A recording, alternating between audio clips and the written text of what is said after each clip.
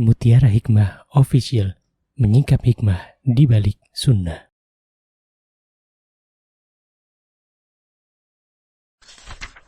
Salurkan donasi terbaik Anda untuk mendukung dakwah Mutiara Hikmah Official. Mau haji yang gak pakai antri? Daftar sekarang, insya Allah 2024 berangkat. Gratis keberangkatan umroh sebelum haji. Dibersamai oleh Ustadz Hanan Yasir dan juga Ustazah Imro'atul Azizah. Buruan daftar sekarang juga, sebelum harga naik.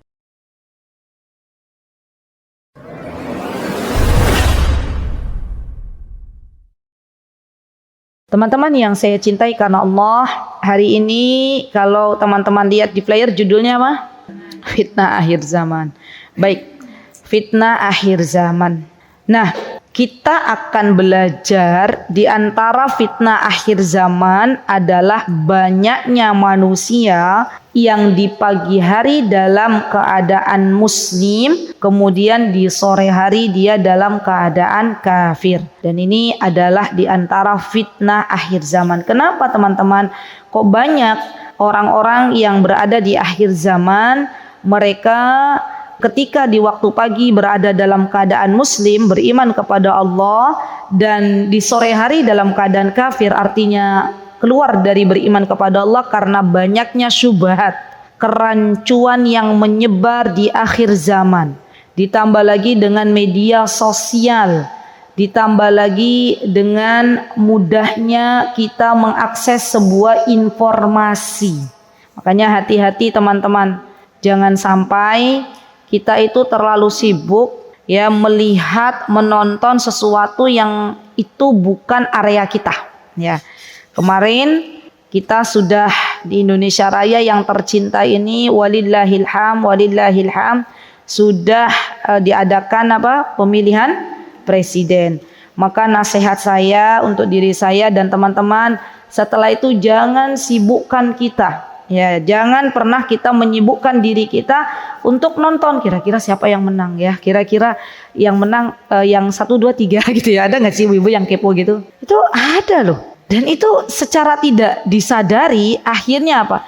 Akhirnya kita pun ikut tergerus dengan arus yang ada dan waktu kita habis. Ya, kalau yang ada misalnya ada 4, 5, 6 gitu yang muncul nomor 5 misalnya ya. Ibu-ibu pengennya nomor 6 misalnya. Ya misal, contoh kan gak ada 4, 5, 6 ya. Nah ibu-ibu jadinya apa? Jadinya benci ya sebelum ini terjadi. Ada rasa kesal kepada golongan tertentu. Padahal ya akhwat, padahal tidak semua yang buruk di hadapan manusia itu ternyata tidak baik di hadapan Allah. Tugas kita adalah mendoakan para pemimpin kita. Semoga Allah Subhanahu wa taala memberikan hidayah kepada siapapun yang akan memimpin Indonesia Raya ini. Semoga Allah Subhanahu wa taala menjadikan istri-istri para pemimpin kita ini menjadi istri-istri salihah. Semoga Allah Subhanahu wa taala memberikan kepada mereka ya lingkungan ya, orang-orang yang ada di sekitarnya adalah orang-orang yang baik, orang-orang yang diberikan hidayah oleh Allah Subhanahu wa taala, dan kita tetap berbaik sangka kepada Allah Subhanahu wa taala. Jadi tidak usah kita terlalu ikut campur di area tersebut, karena kita mau nonton enggak juga tetap aja itu berjalan. Nggih mboten ibu-ibu. Iya, kemarin itu lucu. Ya, kata suami, ini bukan hanya emak-emak, beliau mengisi kajian itu para jamaah tetap aja ya. Dan itu sudah ngaji loh ya. Yang menjadi obrolan itu ya masalah pemilu ya. Padahal pemilunya sudah selesai ya. Jadi kita tidak usah terlalu banyak ikut campur. Nah, kita balik lagi. Kenapa Rasulullah SAW mewanti-wanti ya bahwa nanti suatu hari kelak akan ada orang-orang yang di pagi hari dalam keadaan muslim, sore hari dalam keadaan kafir, karena di antara fitnah akhir zaman itu merebaknya kebodohan di mana-mana. Sedikitnya ilmu. Ya Allah. Dan kita itu perlu bersedih ibu-ibu kalau ada ulama yang diwafatkan oleh Allah Subhanahu wa taala, apalagi ulamanya ini ulama Ahlus Sunnah wal Jamaah. Ya, karena secara tidak disadari ketika ulama itu diwafatkan oleh Allah artinya ilmu diangkat. Ya. Kalau ilmu sudah diangkat, yang Allah sisakan di bumi ini apa? Kebodohan. Kebodohan merajalela lela. Saya kemarin di Gresik ada ibu-ibu bertanya begini. Ini kan ada tanya jawab. Di antara pertanyaannya begini. Ini real nyata ya, saya temukan di warga Gresik. Beliau bilang begini, ibu ini. Ustazah, saya mau tanya, bagaimana hukumnya seorang ibu ketika membagi-bagikan warisan dalam keadaan beliau masih hidup, ya, membagi-bagikan warisan untuk anaknya yang laki-laki dan perempuan, dan itu dia punya rumah di desa dan akan diberikan kepada anaknya yang laki-laki karena memang anaknya yang laki-laki ini dari faktor ekonomi kurang mampu. Coba ibu-ibu, menurut ibu-ibu, harta yang dibagikan ketika ibunya masih hidup itu warisan bukan? Bukan. Ya, kita orang Yogyakarta Masya Allah tahu itu hibah. Warisan itu adalah harta yang dibagikan ketika orang ini sudah meninggal. Maka itu warisan, dan itu ada loh di Gresik. Dan ini menunjukkan bahwa ternyata masih banyak orang-orang yang ada di Indonesia Raya ini yang belum tahu yang namanya warisan dan hibah. Kemarin saya juga dapat laporan dari panitia kajian, itu kan diadakannya di hotel ya. Dan itu sepertinya sekarang di Surabaya sudah mulai ngetren tuh, namanya kajian di hotel gitu ya. Padahal saya juga nggak pernah meminta ya. Saya mau kajian di mana aja boleh, yang penting tempatnya aman gitu ya. Dan kan judulnya daurah gitu ya, daurah. Orang-orang itu pada tanya ke panitia, daurah itu apa tah? Apa sih orang Surabaya kalau bilang daurah itu apa gitu? Daurah itu apa? Apa sih yang maksud daurah itu apa? Mereka tuh enggak paham daurah itu apa gitu loh. Jadi Masya Allah sampai segitunya mereka belum mengetahui tentang ilmu agama. Maka bersyukurlah ibu-ibu kita yang berada di Yogyakarta, ya Masya Allah, kita itu nikmat sekali. Kita ngaji di masjid mana aja nggak akan ada orang menghalang-halangi. Di Surabaya tuh banyak Bu. Sampai saya tuh pernah dapat cerita dari salah satu panitia kajian, ada 5 ustadz, saya tidak perlu menyebutkan, 5 ustadz kita, Ahlus Sunnah wal Jamaah ya, 5 ustadz kita yang itu guru besar kami semuanya, ya guru besar kita semuanya, itu yang sudah di backlist tidak bisa masuk Surabaya. Ya. Jadi sudah kompak tuh, sudah kompak warga sana. Kalau ada 5 ustadz ini ke masjid manapun, semua masjid harus menolak. Pernah suatu hari ada masjid yang memasukkan salah satu orang Ahlus Sunnah wal Jamaah ya, yang terjadi apa Bu? Takmirnya dipecat. Ya, sampai segitu parahnya. Betul. Jadi memang Masya Allah di Yogyakarta ini nikmat sekali. Kita mau ngaji di mana nggak ada kan yang ngusir-ngusir. Alhamdulillah, ini merupakan nikmat dari Allah. Ini merupakan nikmat dari Allah. Maka ketika Allah Subhanahu wa taala memberikan nikmat kepada kita majelis ilmu yang aman, yuk bismillah kita berlomba-lomba mendatanginya sebelum, saya nggak nakut-nakutin ya ibu-ibu, sebelum majelis ilmu ini dilarang. Emang ada ustazah majelis ilmu dilarang? Ada. Ya. Di Yaman dulu sebelum terjadinya fitnah peperangan, yang namanya majelis ilmu itu aman ibu-ibu. Sekarang ketika adanya peperangan di Yaman itu, orang kalau ada majelis seperti ini dibubarkan. Bahkan pembicaranya tuh sampai dijadikan sasaran pembunuhan ya, oleh orang-orang Syiah ya.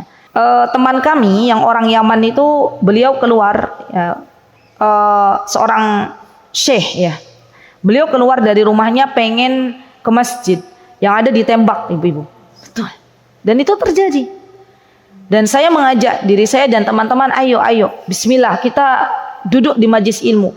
Di mana ada ilmu, di mana ada majelis ilmu kita datangi. Kalaulah kita hanya misalnya terhalang oleh badan yang malas, bangun ya. Karena Rasulullah SAW mengatakan, apa kata Rasulullah SAW? Badiru bil a'mal, bersegeralah untuk beramal.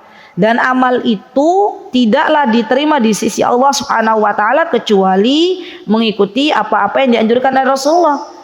Dan bagaimana kita tahu apa yang dianjurkan Rasulullah SAW kalau kita tidak berilmu? Ya, maka syaratnya adalah berilmu.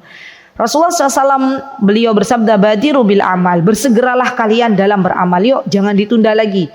Kalau pengen beramal, ayo, jangan nunggu pagi, jangan nunggu sore. Karena kata Rasulullah SAW, fitanan kaqita'il lailil mudlim. Karena akan datang fitnah, di mana fitnah ini sifatnya seperti potongan malam yang gelap. Jadi benar-benar halus benar-benar orang tuh nggak terasa gitu.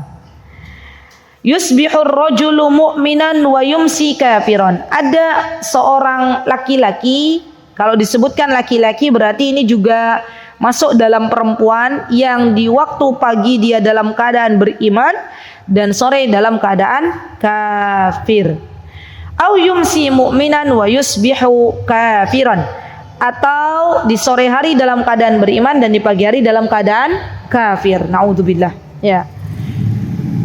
Di antara sebabnya apa kata Rasulullah SAW? Yabi'u dinahu bi'aradin minad dunya. Karena dia menjual agama dengan dunia. Bu, sebelum hari kiamat tuh akan ada yang namanya paceklik. Itu sudah disabdakan oleh Rasulullah SAW. Akan ada yang namanya paceklik, akan ada yang namanya kelaparan di mana-mana, akan ada yang namanya orang butuh air karena hujan tidak diturunkan oleh Allah, ditahan, dan Allah menahan bumi ini untuk mengeluarkan sesuatu dari dalamnya.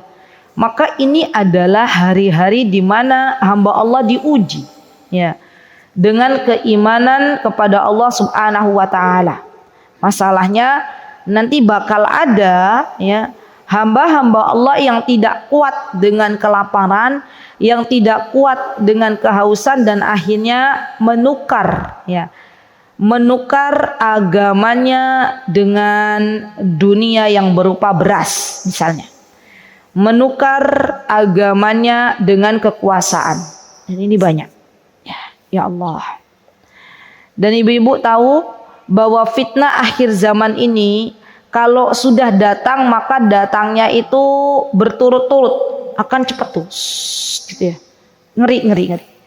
Disebutkan oleh para ulama bahwa di antara fitnah akhir zaman, teman-teman, itu di antaranya adalah merajalelanya kejahatan di mana-mana.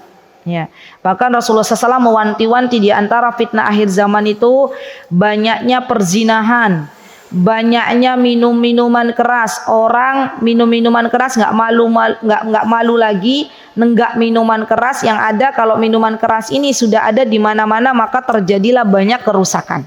Ya, karena orang biasanya kalau mabok, kalau minum minuman keras itu dia akalnya sudah tertutup. Ya. Maka secara tidak disadari oleh yang meminum minuman keras ternyata dia mendolimi orang lain. Sekarang aja ya ibu-ibu, kita pernah nggak mendengar ada kejadian apa tuh kalau di Jogja kelitih ya. Itu bagian dari fitnah akhir zaman. Kenapa? Karena orang sudah nggak takut lagi yang namanya ngerampok. Orang nggak takut lagi yang namanya membunuh orang lain. Ya. Dan ini adalah bagian dari hari-hari yang kita temui. Bahkan ya ibu-ibu, di antara fitnah akhir zaman adalah berkuasanya seseorang yang dia tidak memiliki kompeten di dalamnya. Ya, itu fitnah akhir zaman. Ya. Dan banyak orang-orang percaya dengan yang dia pandai menghias kata-katanya, padahal dia adalah ulama su. Jadi kata Rasulullah SAW nanti di akhir zaman itu ulama itu terbagi menjadi dua.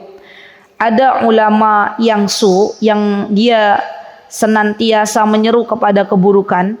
Ada ulama yang hak, yang benar, ya, yang menyeru kepada kebaikan.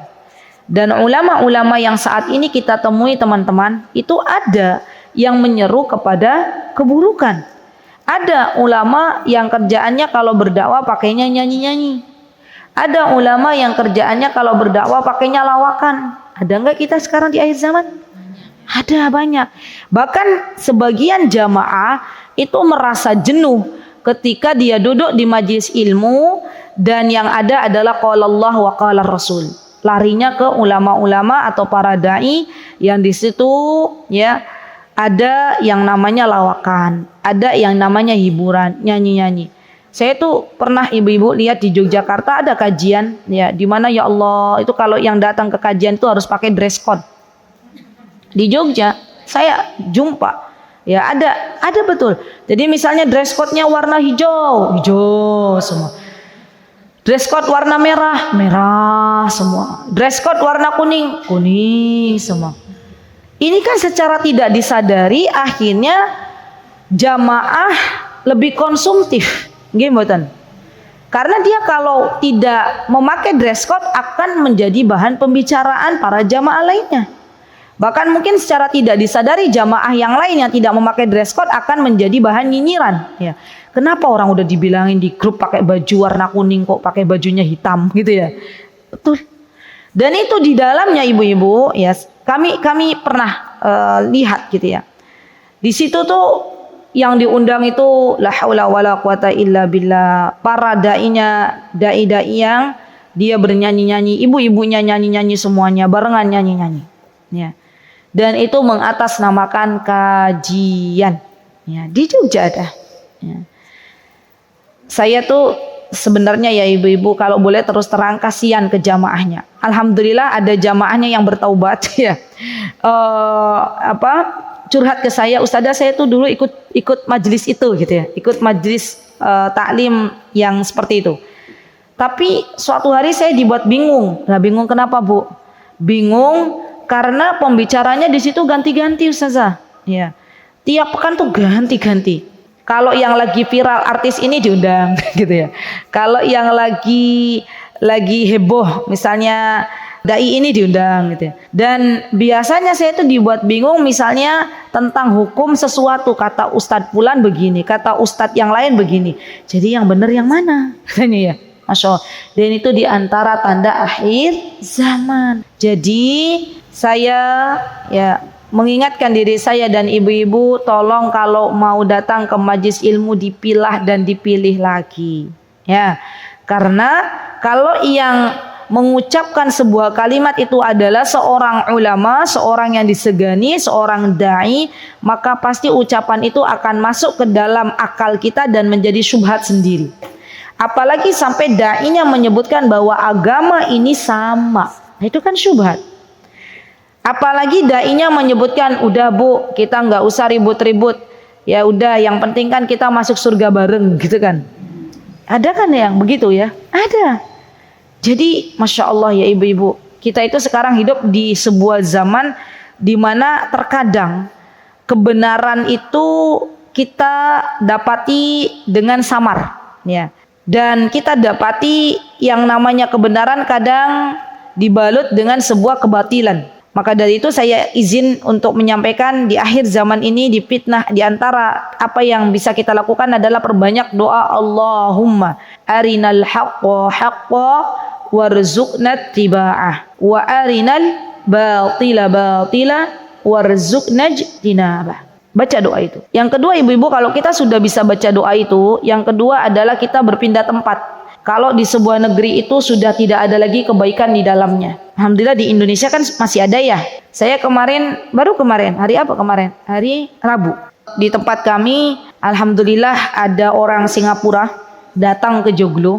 Ibu-ibu, beliau itu hijrah dari Singapura kurang lebih sudah 1,5 tahun ke Indonesia untuk menyelamatkan agamanya, menyelamatkan agama dirinya, suaminya dan anaknya. Beliau bercerita kepada saya, Ustazah tahu nggak di Singapura itu, kata beliau, ya saya jumpa dengan beliau ngobrol.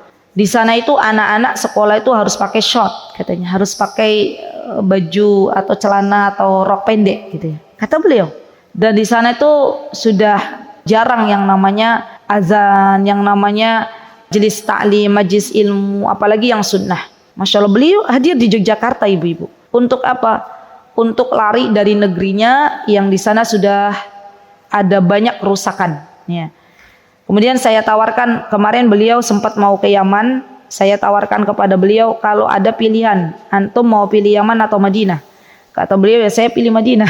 Katanya. Karena beliau merasa di Indonesia beliau belum mendapatkan seutuhnya. Ya, jadi beliau sudah berada di Indonesia 1,5 tahun kok. Kayaknya belum klik, kata beliau ya, belum klik. Jadi beliau pengen mencari sesuatu yang lebih, Masya Allah loh ibu-ibu. Sampai beliau tuh menjual aset-aset dunianya ya untuk hijrah. Hijrahnya kemana? Ke negeri kita. Ya. Ternyata setelah sampai di negeri kita kok ada banyak hal yang belum klik ya menurut beliau. Ya. Semoga Allah Subhanahu wa taala membimbing beliau untuk menemukan jalan yang benar ya, karena memang kita itu hidup benar-benar ibu-ibu, kita hidup di sebuah zaman di mana ngeri-ngeri gitu, ngeri-ngeri pakai banget ya. Apa di antara fitnah akhir zaman yang kadang kita tidak menyadari? Adanya penyuka sesama jenis. Itu juga fitnah akhir zaman. Ya, termasuk penyuka sesama jenis ini termasuk di dalam perzinahan ya. Laki-laki suka sama laki-laki, perempuan suka sama perempuan, itu ada nggak di Indonesia? Banyak.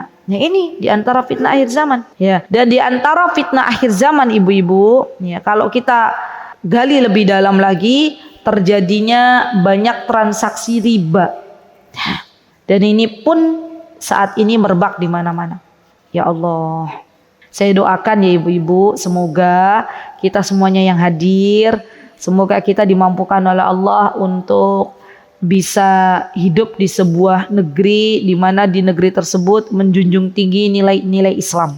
Ya, kita tidak pernah tahu bagaimana kedepannya Allah mengatur kehidupan kita, tapi kita boleh berdoa kepada Allah ya, dengan sebuah doa, ya Allah, hamba takut dengan fitnah akhir zaman ini ya Allah. Apalagi kalau sudah Dajjal muncul, ya lebih ngeri lagi. Maka ya wahai Rabb kami, ya izinkan kami untuk menjadi penduduk kota Madinah, menjadi penduduk kota Makkah. Terus berdoa sama Allah. Allah itu zat yang maha baik ibu-ibu. Kalau kita berdoa kepada Allah, maka Allah akan memberi.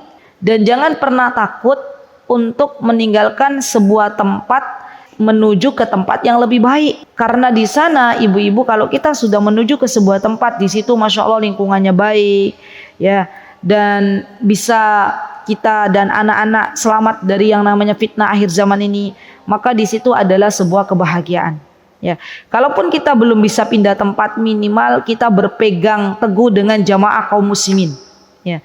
Bakal ada suatu hari nanti yang namanya kelompok-kelompok itu mengaku semuanya benar ya. Bakal ada suatu hari nanti yang namanya manusia sudah nggak punya lagi pemimpin. Jangankan nanti, di Yaman saat ini mereka diuji oleh Allah Subhanahu wa taala setelah dilengserkannya presiden Yaman ya, diuji oleh Allah Subhanahu wa taala tidak memiliki pemimpin dalam beberapa tahun. Yang ada akhirnya terjadilah kekacauan di mana-mana ya. Jadi nanti kalau suatu hari Indonesia nggak ada lagi pemimpin, maka yang harus kita lakukan adalah banyak-banyak meminta kepada Allah agar Allah menguatkan kita semuanya dan tetap berada dalam kelompok kaum muslimin. Kemarin sudah saya bahas panjang kali lebar di kajian Mutiin ya, yang ikut kajian di Masjid Mutiin. Walillahilham ya. Semoga Allah Azza wa Jalla menjadikan kita semuanya orang-orang yang meniti agama Islam yang mulia ini sampai Allah mewafatkan kita dalam keadaan menjadi orang Islam. Amin Allahumma amin. Baik, kemudian di sini ya akhwat, di antara fitnah akhir zaman adalah mudahnya seseorang mengucapkan sebuah perkataan yang mengundang murka Allah Subhanahu wa taala. Coba bisa dilihat di halaman 420, boleh dibuka 420. Sudah 420. Di sini Syekh mengatakan, Imam Al-Bukhari mengatakan, ucapan seseorang kami diberi hujan karena bintang ini dan itu.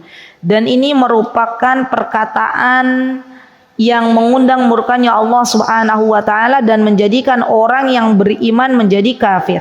Nah, mari kita baca apa yang disebutkan oleh Zaid ibnu Khalid al-Juhani ketika beliau berkata, "Sallalana Rasulullah sallallahu alaihi wasallam salat as-subhi bil Hudaybiyah."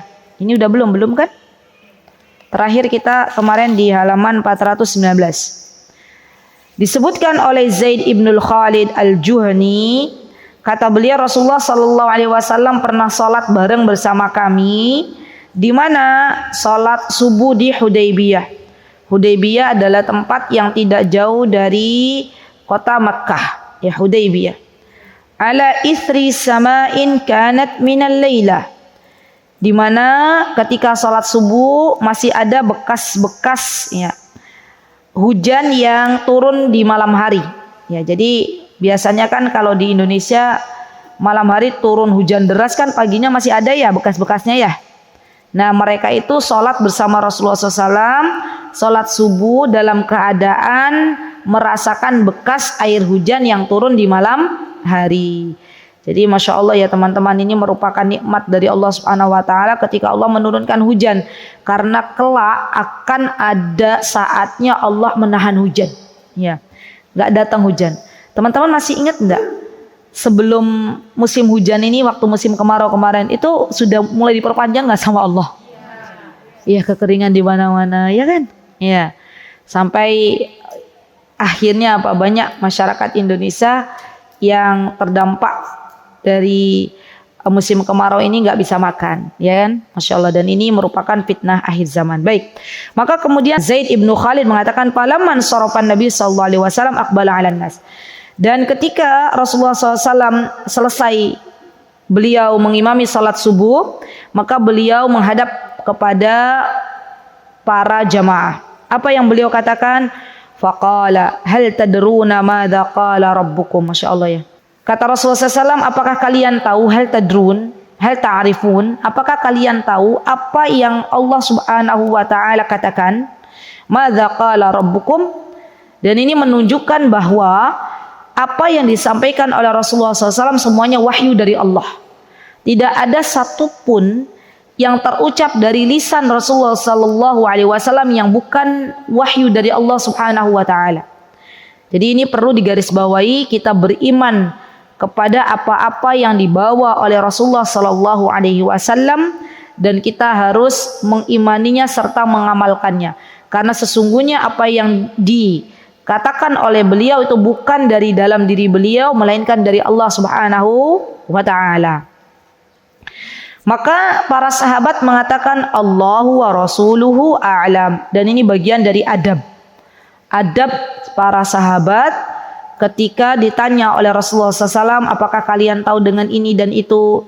Maka biasanya mereka para sahabat mengatakan Allahu wa rasuluhu a'lam. Allah dan Rasulnya yang lebih tahu. Masya Allah ya, para sahabat itu hatinya lembut sekali. Kalau ditanya oleh Rasulullah SAW pasti mereka jawabnya seperti itu. Allahu wa rasuluhu a'lam. Allah dan Rasulnya yang lebih mengetahui. Kemudian Rasulullah SAW ya, beliau melanjutkan perkataan beliau. Qala asbaha min ibadi mu'minun bi wa kafirun. Kata Rasulullah SAW ya, ada hambaku, ya beliau mengatakan apa yang Allah Subhanahu wa Ta'ala sebutkan pada diri Rasulullah SAW. Beliau lalu melanjutkan sabdanya bahwa Allah berfirman. Nah, Allah berfirman. Dan Allah berfirman bukan di dalam Al-Quran tapi dalam hadis. Disebut hadis apa ibu-ibu? Hadis Qudsi. Maka Rasulullah SAW menukilkan apa yang Allah firmankan. Apa kata Allah Subhanahu wa Ta'ala?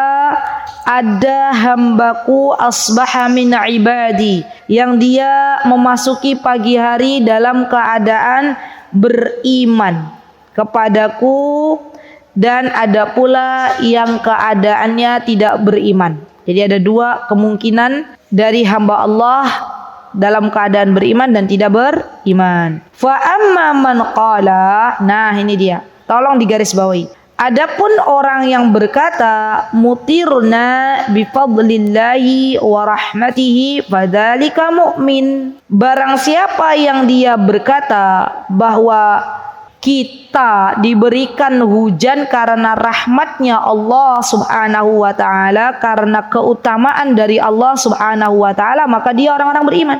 Ya. Berarti di sini teman-teman adanya rasa bersyukur kepada nikmat Allah Subhanahu wa Ta'ala. Jadi Imam Ibnul Qayyim itu menyebutkan bahwa di antara nikmat itu harus ada al-i'tirafu bil lisan. Harus ada kita mengucapkan sebuah kata-kata yang diucapkan dengan lisan kita. Dan ini disebutkan di dalam kitab Tauhid. Kalau teman-teman pernah belajar kitab Tauhid, ada di bab ke-40 ya, Di situ disebutkan ada bab qaulullahu ta'ala ya'rifuna ni'matallahi thumma yunkirunahu wa aktsaruhumul kafirun. Syekh menyebutkan yang ada di dalam kitab Tauhid, bab mereka mengetahui nikmat Allah tapi mereka mengingkari nikmat tersebut dan mereka menjadi orang-orang yang kafir. Jadi ada orang-orang yang dia tahu nikmat dari Allah tapi tidak mau mengimaninya. Ada yang tahu nikmat dari Allah tapi dia mengimaninya. Maka Syekh Utsaimin ketika beliau mensyarah kitab Tauhid, beliau mengatakan bahwa di antara cara bersyukur kepada Allah Subhanahu wa taala dengan nikmatnya itu ada 3. Yang pertama al-i'tirafu bil qalbi. Kita mengetahui dengan hati kita. Kita tahu bahwa ini hujan datangnya dari Allah Subhanahu wa taala. Dan kita bisa teman-teman ya lihat di surah An-Nahl ayat 53 apa kata Allah Subhanahu wa taala, a'udzubillahi minasyaitonir rajim. Wa ma bikum min ni'matin faminallah. Semua nikmat itu datang dari Allah.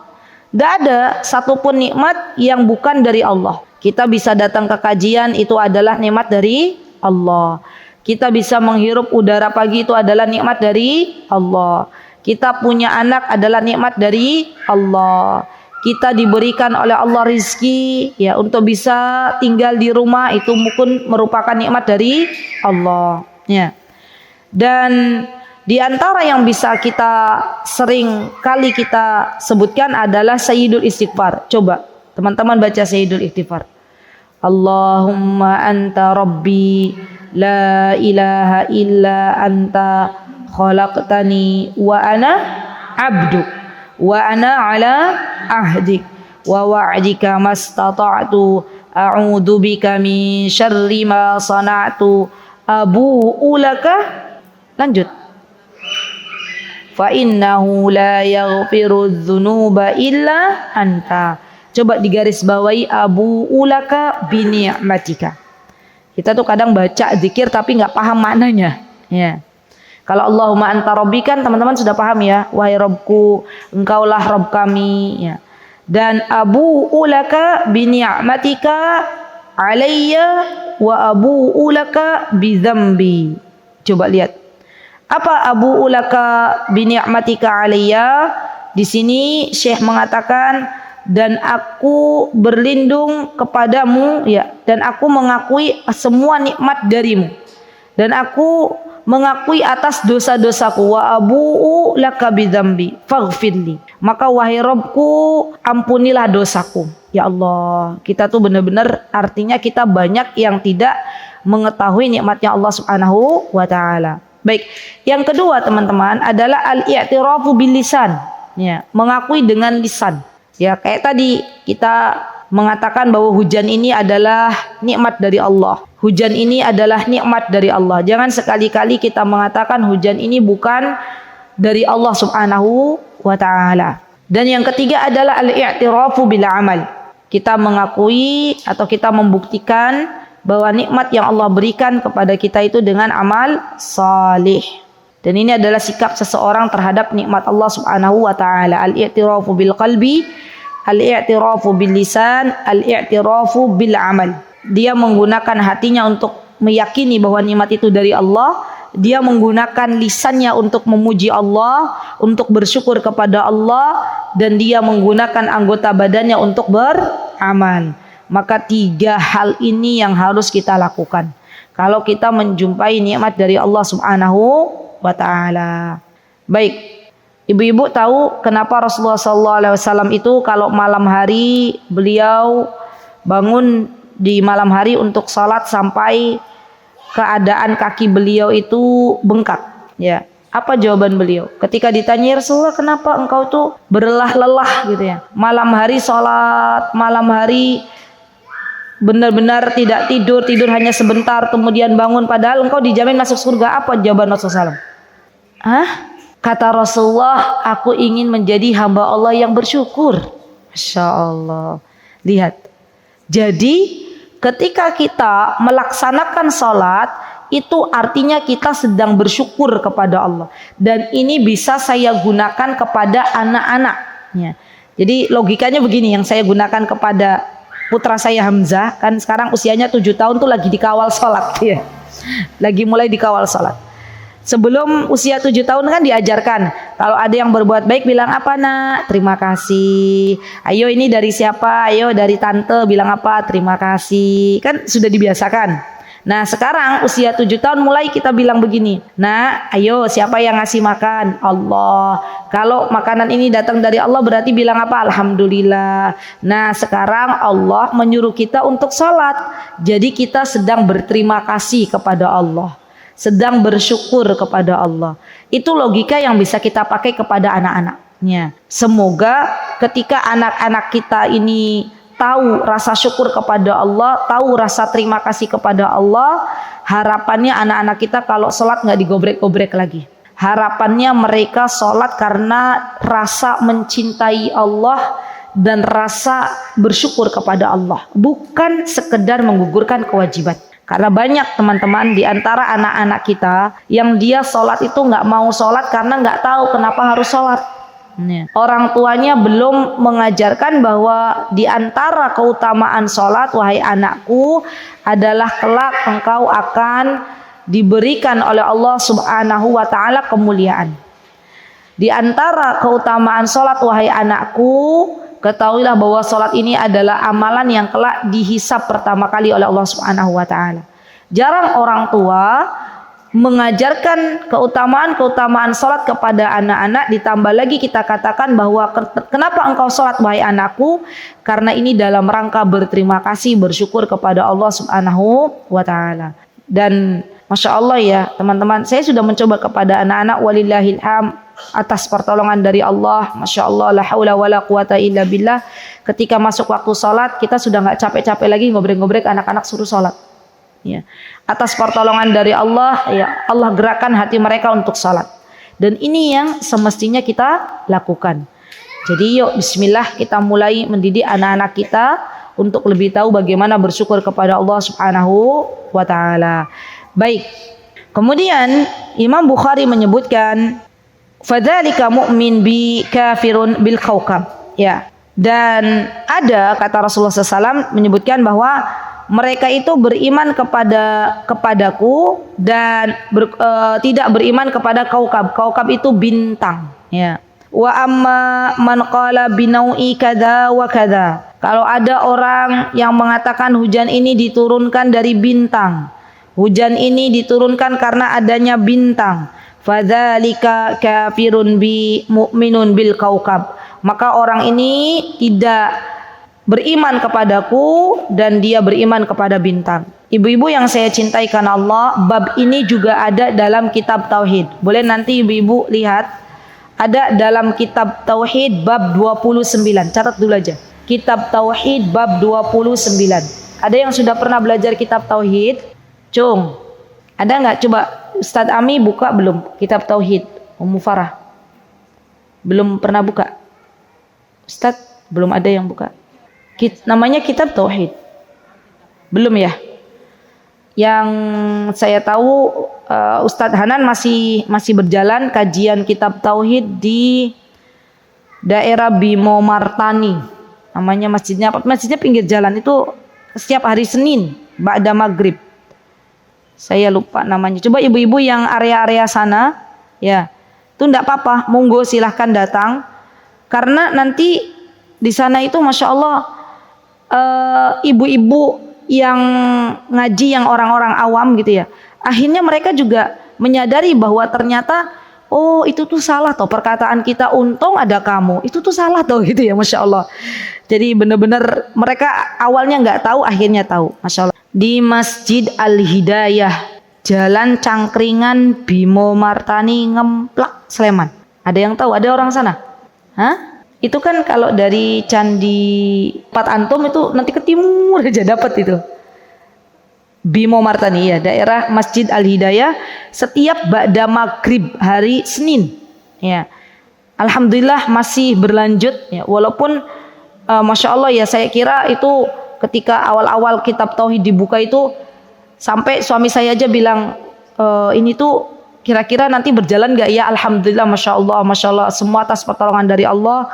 Ya, ada juga bapak-bapak yang datang satu mobil, ya, masya Allah, untuk ngaji kitab tauhid. Jadi ini bagus sekali kitab tauhid untuk kita pelajari. Baik. Nah, di dalam kitab tauhid ada di bab 29. Ya, nanti dibuka di kitab tauhid bab 29.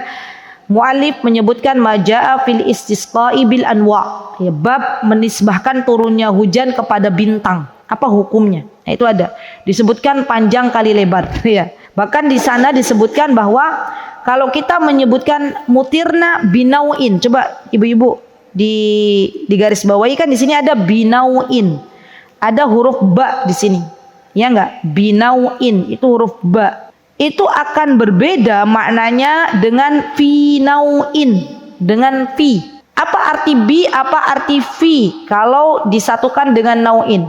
Binauin itu artinya adalah karena bintang. Jadi kalau ada orang mutirna binauin, kami diturunkan hujan karena bintang, maka ini sudah kufur, sudah menyekutukan Allah Subhanahu wa taala. Tapi kalau ada yang menyebutkan mutirna fi nauin, bisa nggak nulisnya fi bukan bi, maka ini diperbolehkan karena artinya adalah kami diturunkan hujan pada saat munculnya bintang. Masya Allah, bahasa Arab itu luar biasa ya. Sekali lagi, kalau ada bi, dan di sini di kitab Sahih Adabul Mufrad itu binauin, maka artinya adalah diturunkannya hujan karena bintang. Jadi yang menurunkan hujan itu bintang. Tapi kalau fi nauin, bukan bi tapi fi, itu boleh. Kenapa? Karena hujan diturunkan oleh Allah pas ada bintang muncul. Jadi hati-hati tuh. Satu huruf saja kita beda, maka yang satu dalam keadaan mukmin, yang satu dalam keadaan kafir. Dan para ulama menyebutkan kafir di sini adalah kafir secara zahir, bukan secara makna lagi. Artinya dia sudah keluar dari Islam. Ya Allah, ngerikan Bu. Baik. Kemudian di sini di dalam kitab tauhid, ya, disebutkan bahwa binauin ini juga memiliki dua makna. Ya. Kalau dia meyakini bahwa yang menurunkan hujan itu adalah bintang, maka ini sudah masuknya kufur akbar. Berarti dia meyakini bahwa yang mengatur hujan itu bukan Allah tapi bintang. Ada lagi makna yang kedua. Makna yang kedua adalah ketika dia meyakini bahwa dengan tenggelamnya bintang tertentu maka turunlah hujan. Dengan tenggelamnya bintang tertentu, keyakinan dia, maka turunlah hujan. Maka kata para ulama di sini disebut dengan kufur asghar, bukan kufur akbar. Ya. Bedanya apa kufur asghar dan kufur akbar? Kalau kufur akbar dia meyakini bahwa yang menurunkan bintang itu adalah Allah. Berarti dia sudah keluar dari yang menurunkan hujan itu adalah bintang. Berarti di sini dia tidak meyakini yang menurunkan hujan adalah Allah, maka ini sudah keluar dari agama Islam. Tapi kalau dia meyakini bahwa yang menurunkan hujan adalah Allah karena sebab adanya munculnya bintang, tapi tetap yang menurunkan hujan adalah Allah, maka ini tidak menyebabkan seseorang keluar dari Islam. Masya Allah ya. Padahal hanya beda keyakinan, sudah beda status seseorang. Ya Allah. Ibu-ibu tahu nggak? Orang kalau meninggal dalam keadaan beriman, maka masih ada kesempatan untuk bisa memasuki surganya Allah, walaupun dia melakukan dosa besar. Itu kaidah Ahlussunnah wal Jamaah. Ada orang nih, jahatnya luar biasa, bunuh orang, ngerampok, berzina, tapi dia ada rasa iman dalam hatinya. Maka nanti di akhirat, ya, dia dimasukkan ke dalam neraka, ya, dan dia ada kesempatan untuk masuk surga karena dia beriman. Beda dengan orang kufur, orang kafir kepada Allah, orang musyrik, ya. Maka kata para ulama, orang-orang yang seperti ini ketika dia meninggal dalam keadaan tidak bertaubat kepada Allah, maka dia akan berada di dalam neraka, ya. Dan ini tidaklah kita mengetahui ini kecuali dengan ilmu. Maka yuk bismillah kita belajar ilmu agama. Dan sekarang itu banyak ya teman-teman, la haula wala quwata illa billah, sebuah perkataan yang kadang menyanjungkan seseorang berlebihan dan akhirnya secara tidak disadari ternyata sudah keluar dari Islamnya. Dan itu secara tidak disadari. Baik, semoga Allah Subhanahu wa taala menjadikan kita semuanya orang-orang yang senantiasa istiqomah dalam memegang agama yang mulia ini. Dan satu lagi ya akhwat, karena ini berkaitan dengan hadis yang tadi disebutkan, halaman 421 sampingnya.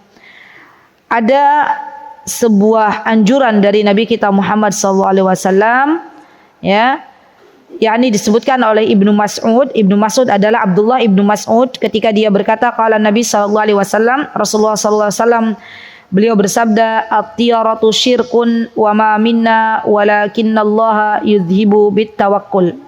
Ya, disebutkan bahwa kata Rasulullah SAW, at-tiyara itu kesyirikan. Tidak ada seorang pun di antara kita kecuali telah terjadi dalam hatinya sesuatu dari hal ini. Hanya saja Allah Subhanahu wa taala bisa menghilangkannya dengan tawakal kepada Allah. Maksudnya berarti kalau di sini ketika misalnya kita melihat sesuatu, baik itu dari awan ataupun dari burung, dari makhluk-makhluk Allah yang lainnya, kita tetap tidak boleh meyakini bahwa sesuatu itu bisa mendatangkan madarat dan manfaat. Ini juga berkaitan dengan tauhid. Jadi teman-teman nggak boleh, contoh misalnya nanti insya Allah akan dibahas lebih lanjut di pertemuan yang akan datang. Misalnya pada zaman sekarang itu ada orang yang meyakini kalau namanya kekedutan, tau nggak kekedutan? Apa keyakinannya? Ada yang ngomongin, ada yang mau nangis, ada lagi nggak? Kalau yang ngomongin tuh telinganya panas, ya nggak? Oh, kekedutan juga ada yang ngomongin. Nah, hal-hal yang demikian tuh keyakinan yang keliru. Kadang kan kita ikut-ikutan, iya nggak? Bulu alis jatuh, ada yang rindu, ya kan, ada yang kangen. Padahal itu tidak boleh, karena kita menyandarkan sebab kepada sebab yang tidak disyariatkan. Bulu alis jatuh, memang sudah waktunya jatuh. Ya, mau ada yang kangen, tidak ada yang kangen, sami mawon jatuh, gitu ya. Jadi nggak boleh kita itu ikut-ikut meyakini bahwa ternyata itu ada yang kangen. Itu sudah masuk dalam menyekutukan Allah Subhanahu wa taala. Hati-hati. Berarti nanti untuk pertemuan berikutnya insya Allah judulnya pamali. Nah, itu kan banyak ya ibu-ibu. Atau bahkan kadang ada nih teman-teman, orang-orang itu yang berkeyakinan nggak boleh duduk di depan pintu, jodohnya nggak datang-datang. Ada kan yang meyakini begitu? Padahal sebenarnya nggak boleh duduk di depan pintu menghalangi orang masuk. Kalau ada seorang ibu yang dia meyakini hal demikian, anak gadisnya duduk depan pintu dan dia mengatakan, nak jangan duduk depan pintu nanti jodohnya nggak datang-datang. Ternyata Allah mengabulkan doanya, jangan salahkan anaknya. Berarti salahkan ibunya yang mengucapkan sebuah kata-kata yang keliru. Nah, ini nanti kita pelajari bersama-sama insya Allah di bab berikutnya. Ala kulli hal, yang penting ya akhwat, tidak ada sesuatu pun yang bisa memberikan manfaat kecuali Allah Subhanahu wa taala. Tidak ada yang bisa memberikan madarat kecuali Allah Subhanahu wa taala. Kalau semua makhluk yang ada di dunia ini bersatu padu untuk mencelakakan seseorang, maka itu tidak akan mungkin terjadi kalau Allah belum mengizinkan. Sebaliknya, kalaulah suatu umat ya bersatu padu memberikan manfaat kepada seseorang, kalau Allah belum mengizinkan, maka tidak ada satu manfaat pun yang bisa dirasakan oleh hamba Allah Azza wa Jalla. Dan ini butuh ilmu. Baik, mudah-mudahan kita bisa berjumpa kembali ya. Masya Allah, ini nanti bab-babnya bab keyakinan semua nih. Coba dilihat di halaman 422, tiarah ya, keutamaan bagi orang yang tidak bertatoyur. Wah, ini bagus banget nih. Keutamaan bagi orang yang nggak meyakini pamali itu masuk surga tanpa hisab, tanpa azab. Ini kan yang dimau oleh ibu-ibu kan? Ibu-ibu punya tas berapa kalau dihisab itu lama tuh. Punya baju berapa kalau dihisab lama. Maka ada kesempatan kita masuk surga tanpa hisab, tanpa azab. Tapi syaratnya apa? Syaratnya nggak usah meyakini yang namanya pamali. Kemudian nanti al-fa'lu. Ini juga ada nih teman-teman. Ini berkaitan dengan masalah-masalah keyakinan. Contoh misalnya saya izin sebentar Pernah nggak dengar orang Jawa kalau mau nikahkan anaknya itu di hari Legi gitu kan? Hari pasaran. Nah, nanti itu kita bahas hukumnya seperti apa. Ya. Kemudian nanti juga ada tabarruk mencari berkah. Mencari berkah itu yang diperbolehkan itu seperti apa? Dan bolehkah mencari berkah ya kepada benda-benda yang dikeramatkan. Nanti insyaallah kita akan berjumpa kembali di waktu yang akan datang. Wallahu taala alam. Aqulu qouli hadza wa astaghfirullah li wa lakum wa akhiru da'wana alhamdulillahirabbil alamin. Wassalamualaikum warahmatullahi wabarakatuh. Mutiara Hikmah Official, menyingkap hikmah di balik sunnah.